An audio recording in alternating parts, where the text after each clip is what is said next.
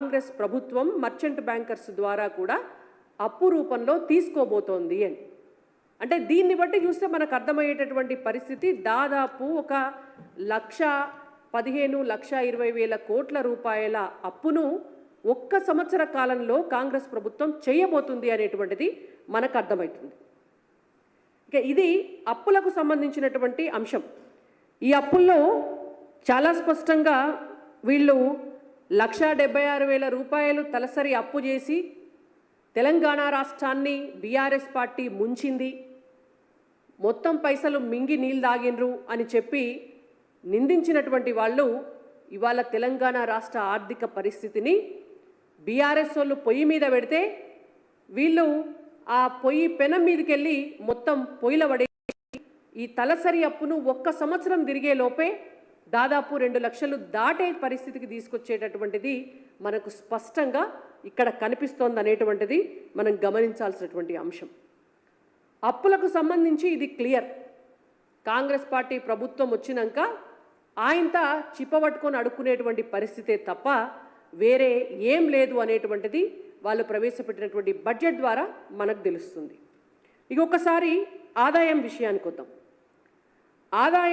ఆదాయం 2024-25 కాంగ్రెస్ ప్రభుత్వ budget document ప్రకారం వీళ్ళు ఇచ్చినటువంటిది కేంద్రం పన్నుల్లో వాటా 26,000 కోట్లు వస్తాయన్నారు. అవి కేంద్రం నుంచి తప్పకుండా వస్తాయి. పన్ను ఆదాయం విషయంలో గత ప్రభుత్వం 2023-24 ఆర్థిక సంవత్సరానికి 1,11,798 కోట్ల రూపాయలు పన్ను ఆదాయంగా ప్రజల ముక్కుపిండి వసూలు చేస్తే ఈ సంవత్సరం ఆర్థిక సంవత్సరానికి 2024-25 ఆర్థిక సంవత్సరానికి కాంగ్రెస్ పార్టీ పన్ను ఆదాయం ఎంత వస్తుంది ప్రజల నుంచి అని మెన్షన్ చేసిన దాంట్లో 1,38,181 కోట్లు పన్ను ఆదాయంగా తెలంగాణ రాష్ట్ర ప్రజల నుంచి వస్తాయి అని మెన్షన్ చేయడం జరిగింది. ఇవాళ మేము ఒక్కటే ప్రశ్న అడుగుతున్నాం కాంగ్రెస్ ప్రభుత్వాన్ని.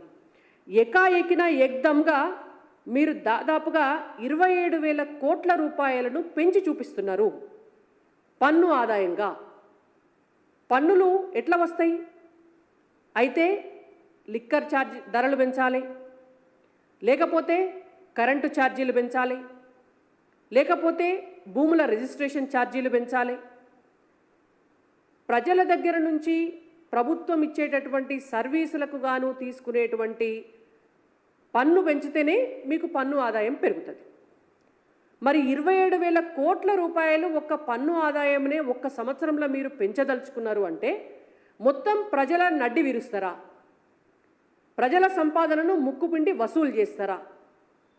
మరి మీరు ఎన్నెన్ని ఛార్జీలు ఏ రంగంలో ఎట్లా పెంచుతారు?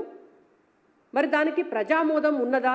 మీరు అధికారంలోకి వస్తే ప్రజా సంక్షేమం ముఖ్యం మాకు, ప్రజా పాలన ముఖ్యం మాకు, మేము ప్రజలకు అన్ని ఫ్రీ ఇస్తాము అని చెప్పి ఇవాళ ప్రజల నడ్డి విరిచేటటువంటి కార్యక్రమాన్ని మీరు బేషరతుగా అసెంబ్లీ సాక్షిగా బడ్జెట్ లెక్కల సాక్షిగానే మీరు ముందు పెడుతున్నారు. కాబట్టి మరి ఏ రకంగా 27,000 కోట్ల రూపాయల అదనపు పన్ను ఆదాయాన్ని మీరు పొందుతారు అనేటువంటిది స్పష్టంగా రాష్ట్ర ప్రభుత్వం చెప్పాల్సినటువంటి అవసరం ఉన్నది. ఇక పన్నేతర ఆదాయం గురించి నేను మీకు ఇందాకనే చెప్పినాను.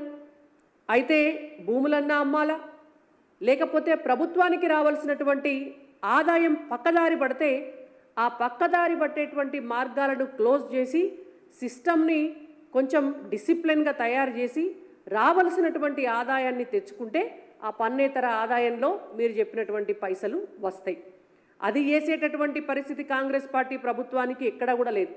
కాంగ్రెస్ చరిత్ర ఎప్పుడూ కూడా అవినీతి చరిత్రే, అవినీతిని పెంచి పోషించే చరిత్రే తప్ప అవినీతి వ్యవస్థను గాడిలో పెట్టేటటువంటి పరిస్థితి కాంగ్రెస్ పార్టీ ఏనాడు అధికారంలో ఉన్నా చేయలేదు. కాబట్టి అది సాధ్యమవుతుంది అనేటువంటిది ఇవాళ నేతి బీరకాయ లాంటిది కాంగ్రెస్ ప్రభుత్వం ముఖ్యమంత్రి గారు చెప్పేటటువంటి గాడిద గుడ్డసుంటిదే. కాబట్టి దాని గురించి నిజంగా మనం ఆశలు పెట్టుకోవాల్సినటువంటి అవసరం లేదు. గ్రాంట్ల రూపంలో వచ్చేటటువంటి పైసల్ని కూడా ఒక 21,000 కోట్ల రూపాయలు వస్తాయి అని చెప్పి వాళ్ళు మెన్షన్ చేయడం జరిగింది. దీన్నంతా బట్టి చూస్తే మనకు చాలా స్పష్టంగా అర్థమయ్యేది ఏంటంటే ఆదాయం వస్తుంది అని ఎక్స్పెక్ట్ చేసేటటువంటి దాంట్లో 50% ఆదాయం వచ్చే మార్గం కనిపిస్తలేదు. అప్పులు చేస్తాము అని పెట్టినటువంటి దాంట్లో ఇంకొక 25-30% అప్పు పెరిగేటటువంటి అవకాశం మనకు స్పష్టంగా కనిపిస్తోంది. అంటే ఎక్కడ కూడా ఖర్చు కానీ వచ్చేటటువంటి రాబడి విషయంలో కానీ లేకపోతే వచ్చేటటువంటి పన్నుల విషయంలో కానీ ఏ క్లారిటీ కూడా లేకుండా వట్టి నోటి మాటలు కాగితాల మీద రాసి ఈ బడ్జెట్ని పేపర్ పులి లెక్క తయారు చేసిండ్రు అనడానికి ఇది చాలా స్పష్టమైనటువంటి ఆధారాలతోటి ఇవాళ మీ ముందు ఉంచుతున్నాం. ఇంకొక కీలకమైనటువంటి అంశాన్ని నేను మీకు చెప్పదలుచుకున్నా. ఇది చాలా ఇంపార్టెంట్ విషయం, మనం గుర్తించాల్సిన విషయం.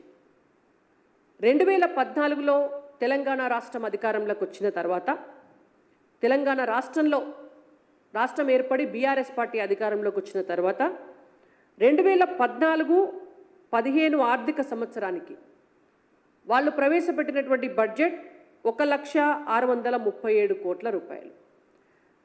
ఆ ఆర్థిక సంవత్సరం పూర్తి అయ్యి మరొక ఆర్థిక సంవత్సరంలో బడ్జెట్ ప్రవేశపెట్టేటప్పటికీ 14-15 ఆర్థిక సంవత్సరానికి పెట్టినటువంటి ఖర్చు లెక్క ఆనాటి ప్రభుత్వం చూసిన లెక్క ప్రకారం 62,306 కోట్లు.